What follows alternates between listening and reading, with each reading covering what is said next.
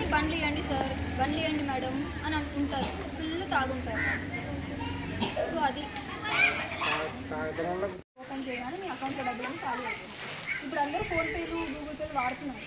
అందరూ ఫోన్లో ఇప్పుడు ఎంతో కొంత డబ్బులు అయితే ఉంటున్నాయి అకౌంట్లో. సో వాటిని మీరు చాలా జాగ్రత్తగా చూసుకోవాలి. మొదటిది అది. అండ్ ఇంకా మీకు ఏ ఇబ్బంది ఉన్నా కూడా వెంటనే మన దగ్గరకు వచ్చేయండి.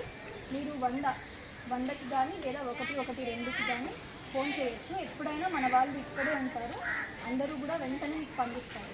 మీ పిల్లల గురించి కూడా కొంచెం జాగ్రత్తగా చూసుకోండి. మీ భర్తలు కూడా చెప్పండి. ఇప్పుడు ఏమైపోయిందంటే చాలా ఇబ్బంది ఉంది, కానీ పోలీస్ స్టేషన్లో తీసుకెళ్ళారో లేదో అని అలాంటి మీకు సందేహం అడగచ్చు. మీకు ఏదైనా ఇబ్బంది ఉంది మీ పక్కింటోళ్ళతోనో లేకపోతే మీ బంధువులతోనో మీ భర్తలతోనో లేకపోతే ఏదో ఒకటి ఏ ఇబ్బంది కూడా సందేహాలు ఎందుకంటే కొంతమంది బాగుంటారు, కొంతమంది తాగేసి వచ్చి కూడా పడుకుంటారు. నాకు తాగేసి లేదని అంటే ఏదో ఒకటి విషయంలో కూడా పడుకుంటూ ఉండేది ఎక్కువ పట్టని పట్టే పైన కూడా మీరు కంటే దాచి వచ్చిన తోమైతే వెళ్ళిపోతాడు వాడు హ్యాపీగా తీసుకుంటుంది. నువ్వు బాగుంటావు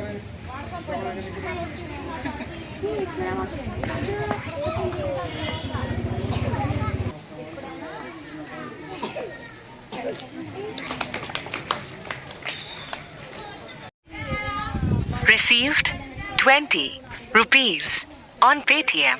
ఒకవేళ మీ భర్తలు కానీ ఎవరైనా తాగి వచ్చి మిమ్మల్ని ఇబ్బంది పెడుతున్నా వెంటనే చెప్పండి, ఇబ్బంది లేదు. వాళ్ళకి మన స్టైల్లో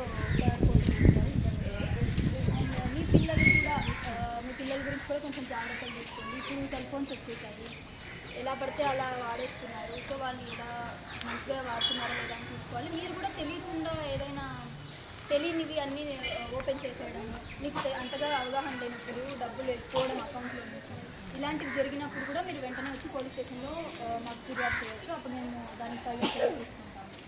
ఇంకొకటి ఇప్పుడు కొత్తగా ఏం జరుగుతుందంటే మన ఈ వ్యవసాయం చేసే వాళ్ళు ఎవరైనా ఉన్నారా, వాళ్ళ పనులుగా ఈ మన ప్రభుత్వం నుంచి వచ్చే స్కీములు తీసుకునే వాళ్ళు ఉంటారు కదా ఎవరైనా. ఇప్పుడు ఏమవుతుందంటే ఈ దొంగలు ఎలా చేశారంటే ఈ ప్రభుత్వ స్కీమ్స్ పేరుతో ప్రధానమంత్రి ఆయోజన, ముఖ్యమంత్రి దీది, అమ్మఒడి, ఆ పథకం ఈ పథకం పేరుతో వాళ్ళు దొంగతనాలు చేయడం మొదలుపెట్టారంట. ఇప్పుడు బయట ఫిజికల్గా అంటే ఇప్పుడు మనం ఇంటి దగ్గరకు వచ్చి దొంగతనం చేయడం లేదు, ఇప్పుడు అన్నీ మొబైల్లోనే జరుగుతుంది. సో మీ దగ్గర ఉన్న ఫోనే మీకు చాలా ప్రమాదకరం. సో మీరు ఏం చేయాలి, దాంట్లో కూడా అప్రమత్తంగా ఉండాలి.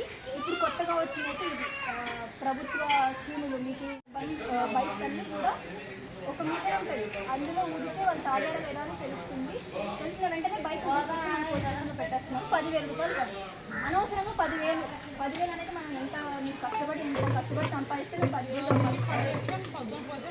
మీ పిల్లల భవిష్యత్తుకు ఉపయోగపడే డబ్బులు తెలియజేయకుండా అన్నీ తెలుసు. పొద్దున 9-8 గంటలకు మధ్యాహ్నం 4 పని చేసి వస్తే 2,000 జస్ట్ తాగి నడపడం వల్ల 10,000 పని. సో మీ వాళ్ళకి చెప్పండి, మీ కొడుకులు కానీ భర్తలు కానీ వీళ్ళకి కొంచెం అవగాహన కలుగుతుంది. ఇప్పుడు మనం చాలా స్ట్రిక్ట్గా ఉన్నాం.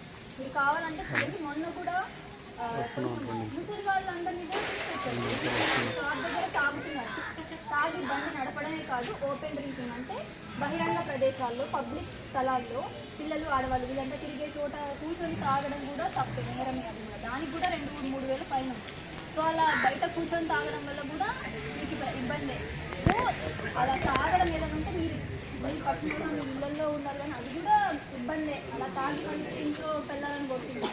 సో ఏదైనా ఇబ్బందికరమే. ఇది ఇలా బయట ఏదైనా ఇబ్బంది కలిగిందంటే మన పబ్లిక్కి మనమైతే చాలా స్ట్రిక్ట్గా యాక్షన్ తీసుకుంటున్నాము. చెప్తున్నాను కదా, 10,000 అంటే మీరే ఆలోచించాలి. చాలా నిన్న ఒక 2 గంటల దాకా ఉన్నారు కథను, బండి ఇవ్వలేదు.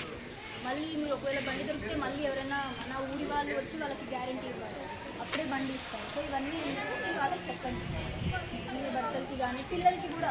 పిల్లలు కూడా ఇప్పుడు మైనర్ డ్రైవింగ్ అంటారు, అంటే 18 ఏళ్ళు నిండకుండా బైక్ కదా ఇది నడిపితే వాళ్ళకు కూడా ఫైన్. వాళ్ళకు కూడా చెప్పండి, ఈ రోడ్లలో ఎస్పెషల్లీ అబ్బాయిలు తిరుగుతూ ఉంటారు కదా, కొంచెం జాగ్రత్తగా చెప్పండి. మన దగ్గర బస్సులు అవి తిరుగుతూ ఉంటాయి, సో నడిపేటప్పుడు చాలా జాగ్రత్తగా ఉంటుంది. అది ఒక విషయం. అది ఇంకా మీకు ఏ ఇబ్బందులు ఉన్నా కూడా మీరు ఎప్పుడైనా మాకు చెప్పచ్చు, అందుబాటులోనే ఉంటాం, ఎప్పుడు తిరుగుతూనే ఉంటాము. మన వాళ్ళందరూ మీరు తెలిసి చూస్తూ ఉంటారు, ఎప్పుడు తిరుగుతూనే ఉంటారు. సో ఇప్పుడు ఎవరికైనా ఏమైనా ఇబ్బంది ఉంటే నాకు చెప్పండి. పోలీస్ స్టేషన్ ఉండేది మీరు పడుకున్నా మా వాళ్ళంతా తిరుగుతుంటారు రాత్రి మీకోసం. సో మన వాళ్ళకి ఏదైనా ఉంటే సహకరించండి, మేమందరం ఉండేది మీకోసమే. అర్ధరాత్రి పోతే పోలీస్ స్టేషన్లో పంపిస్తారు ఈ ఆలోచన ఏం పెట్టుకోవద్దండి, మనం రాత్రి అంతా అక్కడే ఉంటాం. నేను కూడా మొదటి రోజు వచ్చినప్పుడు రాత్రి అంతా అక్కడ సెన్సిటివిటీ చేశాను. ప్రతి ఒక్కరు ఉంటారు. ఇప్పుడు పోలీస్ స్టేషన్లో మూసేయండి, ఏదైనా మూసేస్తారు కానీ పోలీస్ స్టేషన్ మూసేయరు. సో మీకు ఏదైనా ఇబ్బంది ఉంటే వెంటనే అక్కడికి వచ్చి చెప్పండి. ఉండేది మీకోసం. కాబట్టి మీరు ఏదైనా భయపడకుండా చెప్పండి. ఈ రాత్రి పోతే పోలీస్ పక్కన వాళ్ళు మా గురించి ఏమనుకుంటారో అని ఫీలింగ్స్ అనేది పెట్టుకోదండి. మీ సమస్య అనేది సాగిపోతుంది. ఇంటి పక్కన వాళ్ళ గురించి నువ్వు ఏదో పెట్టుకున్నావంటే మీ సమస్య భార్య భర్తలే తాగి భర్త వచ్చి కట్టేసుకుంటాడు. ఏమనుకుంటారు చేసి కాకుండా కొట్టించుకొని నేను అంటే నష్టపోతావా? అట్లా ఎందుకు నష్టపోతారు? పోలీస్ స్టేషన్ భర్త తాగి కొట్టున్నాడంటే కూడా దానికి అనేది ఉంది పోలీస్ స్టేషన్. ఇంకొకటి, ఇప్పుడు సిగరెట్ తాగినా కూడా 200 పైన అప్లై చేస్తున్నాము. ఎప్పుడు చాలా మందికి వేస్తున్నారు, అది కూడా చూసుకోండి. పబ్లిక్ ప్లేస్లో సిగరెట్ తాగినా ఫైన్ వేస్తున్నాము.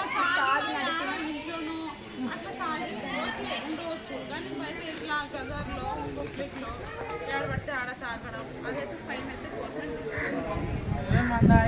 మీరే చెప్పడం కంటే మీకు చెప్పడం మంచిదని చెప్పి నేను మిమ్మల్ని పెట్టి చెప్తున్నాను. మీరైతే ఏమి ఇబ్బంది ఉన్నా నాకు చెప్పండి, మన స్టేషన్కి రండి. నంబర్ అయితే ఉంది, ఎవరైనా ఎత్తుతారో లేదో అని అనుకోవద్దండి. 100 ఇంకా 1 వాళ్ళు 112 లేదా 100కి మీరు ఫోన్ చేస్తే ఏ టైంలో అయినా మీకు ఖచ్చితంగా వాళ్ళు ఏదో ఒక సమాధానం చెప్తారు. వాళ్ళు ఏమి ఎక్కుతారు ఎందుకు అనే ఆలోచన అయితే పెట్టుకోవద్దండి, ఎప్పుడైనా మీకు పలుకుతారు. పోలీస్ స్టేషన్ ఉండేది ఎప్పటికీ మీ కొరికే, కానీ మీరు ఎప్పుడైనా ఉపయోగిస్తారు. నాన్న తెలుసుకుంటాం, మేము ఒక మంచి గురించి తెలుసుకుంటాం. ఇప్పుడు వస్తేనే అందరి పేరు చెప్తాను, మన అందరికీ తెలుసుకున్నాం ఎట్లా అనేది ఒకసారి చూసిన తర్వాత అయిపోయింది. కాబట్టి మీకు